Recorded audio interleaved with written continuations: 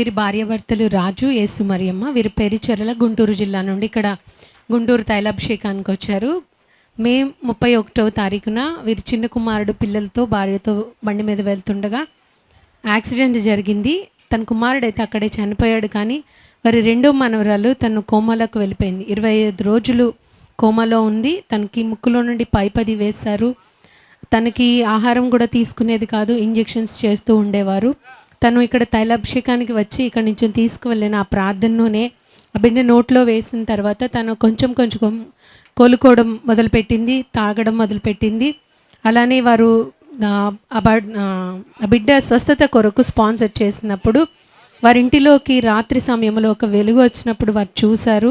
28వ రోజు ఆ బిడ్డ ఆ ముక్కులో నుంచి పైప్ తీసేసి తనకు తానే త్రాగడం మొదలుపెట్టింది. అలా తర్వాత రోజు వీరు ప్రార్థన చేసి ఆ అమ్మాయికి 7 సిలువ గుర్తులు వేస్తూ ప్రార్థన చేస్తూ ఉన్నప్పుడు దేవుడు తనకి మెల్లిమెల్లిగా స్వస్థతనిచ్చారు. కానీ డాక్టర్స్ అయితే తనకి మైండ్ సరిగా రాదు, తన సరిగా ఉండదు అని చెప్పారు.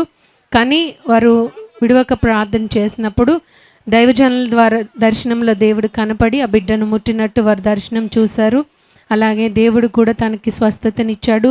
మెడ నిలబెట్టదని ఇంకా ఎన్నో సమస్యలు చెప్తూ ఉండేవారు. కానీ దేవుని కృపను బట్టి దేవుడు తనకి పరిస్థితిని అంతటినీ నార్మల్గా చేసి మంచి ఆరోగ్యం ఇచ్చారని వారు సాక్ష్యం చెప్తున్నారు.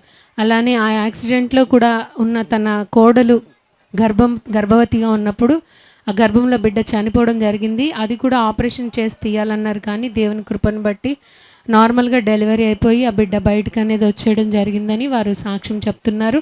ఈ సాక్ష్యం దేవుడు దీవించును గాక.